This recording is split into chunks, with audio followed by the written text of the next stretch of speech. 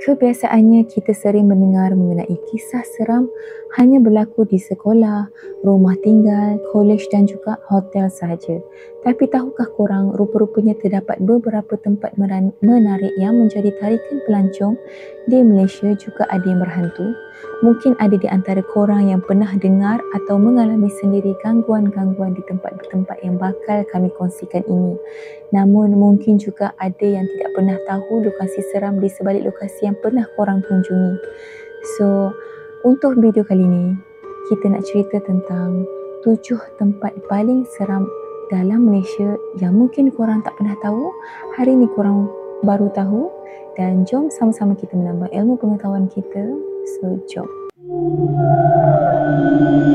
Pertama, Kelly's Castle, Perak. Menurut sumber, bangunan yang berumur lebih 100 tahun ini dulunya rumah milik orang putih. Ia cukup gah sehingga dikatakan bakal menjadi bangunan pertama dalam Malaya yang ada lift. Tetapi, sewaktu pembinaannya, ramai buruh yang mati. Kemuncak tragedi bangunan 14 bilik ini ialah pemilik sendirinya mati sebelum ia siap sepenuhnya. Walaupun tidak sekerap dulu, hantu pemilik Kelly's Castle ini dikatakan masih boleh kelihatan termenung dekat tingkap bila tiba waktu senja. Kelibat anak perempuannya Helen juga masih dikatakan berlega-lega dengan gaun malam putihnya di kawasan koridor Kelly's Castle. Kadang-kadang terdengar suara seperti orang menangis. Tempat ini hampir setiap hari dikunjungi pelancong baik dari luar ataupun dalam negara. Anda boleh masuk ke bilik utama, naik ke kawasan bumbung dan tengok sendiri kawasan tempat simpanan kain linen milik hartawan Scotland ini. Anda juga akan dapat rasa betapa sejuknya bangunan ini walaupun cuaca di luar panas berapi. Next. Yang kedua, Museum Setem Melaka. Museum Setem Melaka ini jarang dikunjungi pelancong. Kalau anda yang tahu sejarah bangunan museum ini, mungkin anda tahu betapa berkurangnya jumlah pelancong yang hadir ke tempat ini. Menurut cerita, tempat ini dulunya adalah seorang rahib. Rahib yang sepatutnya tidak boleh berkahwin dikatakan mempunyai hubungan terlarang dengan seorang askar Portugis sampai dia mengandung. Sebagai hukuman, dia ditanam hidup di belakang rumah ini. Mungkin sebab rohnya tidak tenteram, ia selalu dilihat di sekitar kawasan rumah ini. Ia cukup dikenali oleh keluarga pemilik rumah ini sehingga anak-anak tuan rumah menamakan hantu ini sebagai kawan mami. Ia selalu dilihat duduk di beranda dengan wajah menghadap ke laut. Kisah ini sangat popular di Melaka pada waktu itu sehingga ia digelar hantu nombor 7 Fort Court. Rumah yang diketahui sebagai antara bangunan Belanda yang tertua di Melaka ini ditukar menjadi Museum Setem hanya pada tahun 2007. Next. Ketiga, Museum Perang Pulau Pinang. Dalam banyak-banyak tempat menarik di Malaysia, ini antara tempat yang paling menarik yang pemiliknya sendiri mengaku bahawa kawasannya berhantu. Museum perang ini dulu kubu British dan dikatakan dibina oleh banduan dari India yang menunggu hukuman mati. Apabila siap, semua banduan dikatakan dibunuh untuk memastikan kubu ini kekal rahsia dan tidak diketahui orang luar. Apabila Jepun menyerang Malaya, kubunya ini ditinggalkan dan Jepun kemudian menukarkan tempat ini menjadi pusat siksaan. Ramai tahanan yang mati diseksa, dipancung dan digantung di dalam kubu ini. Pendek kata, kawasan ini banyak memakan nyawa. Sampai penduduk sekeliling pun memanggilnya dulu sebagai Bukit Hantu. Museum perang ini juga tersenara dalam program Wouldn't Go In There oleh National Geographic sebagai 10 tempat paling seram dalam Asia.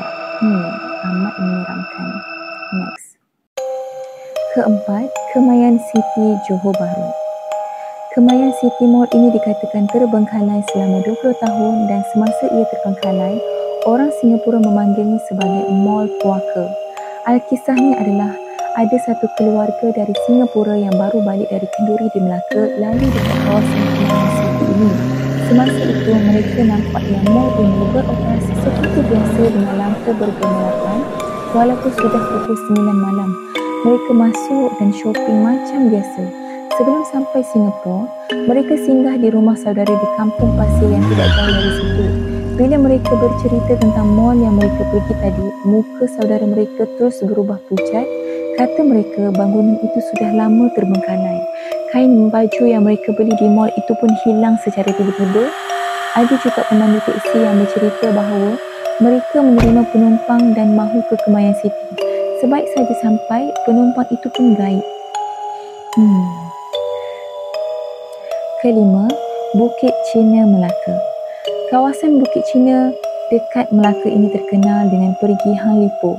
Tempat ini tidak begitu dikenali dalam kalangan orang Melayu, tetapi kalau pelancong asing dari China datang ke Malaysia, Bukit Cina adalah antara tempat wajib yang mereka tuju.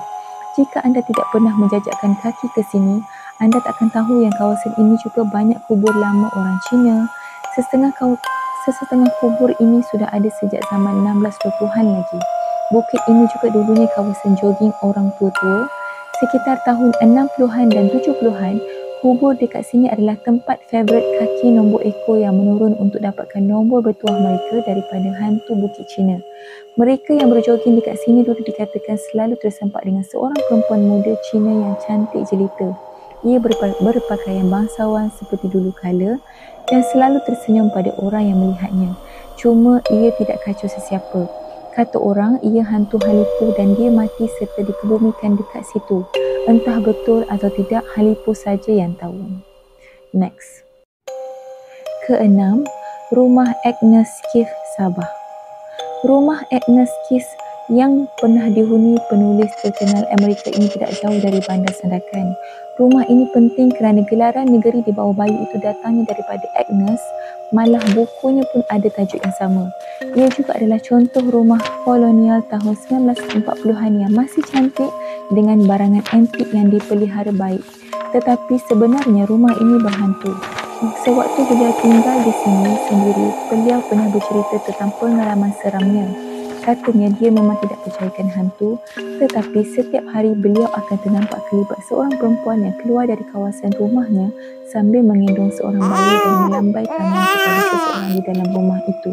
Wanita itu boleh berjalan ke depan walaupun mukanya sentiasa menoleh ke belakang. Selepas Agnes, orang lain yang tinggal di sini pun pernah mengalami pengalaman yang mistik. Salah seorang daripada mereka menceritakan bahawa pernah sekali bilik di hujung rumah ini berbunyi pada waktu malam dan dia mendengar bunyi tapak kaki bergerak ke arah biliknya. Pintu bilik ini terbuka dan tiba-tiba muncul seorang perempuan berpakaian pinafore dengan kepala berbalut kain putih yang penuh dengan darah. Dia tidak ingat apa-apa selepas itu kerana dia pitam selepas melihat kelibat perempuan itu. Yang terakhir, Muzium Negeri Pulau Pinang. Hospital lama selalunya berpenunggu. Ini juga mungkin penyebab Muzium Negeri Pulau Pinang termasuk dalam senarai tempat menarik dalam Malaysia yang berhantu. Semasa ia dibuka pada tahun 1915, ia sebenarnya adalah Hospital Bersalin. Jadi dekat sini bukan sahaja ada bilik untuk melahirkan bayi, tetapi ada juga bilik mayat.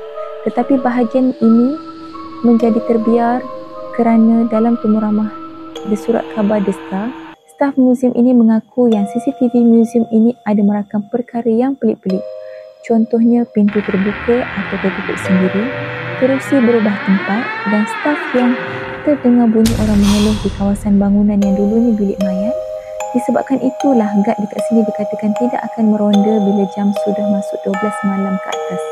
Kalau anda sukakan pengalaman seram sebegini, muzium ini ada menyediakan program bermalam dekat 57 Jalan McAllister. Anda boleh masuk, tidur dan melawat sendiri kawasan muzium ini pada waktu tengah malam. So, apa macam? Anda berani ke nak pergi semua tempat ni lepas dah tahu kisah seram sebenarnya? Atau ada juga yang dah pernah pergi dan ada pengalaman seram korang sendiri? So, boleh kongsikan dekat bawah. Boleh tulis komen atau korang boleh tambah apa yang kita tertinggal. Dan thank you untuk korang yang mana dah tengok kita punya video. Jangan lupa subscribe, like, share dan turn on notification supaya korang boleh dapat lagi banyak video yang menarik dan menyeramkan untuk korang. So, jangan lupa tengok kita punya next video dan thank you semua.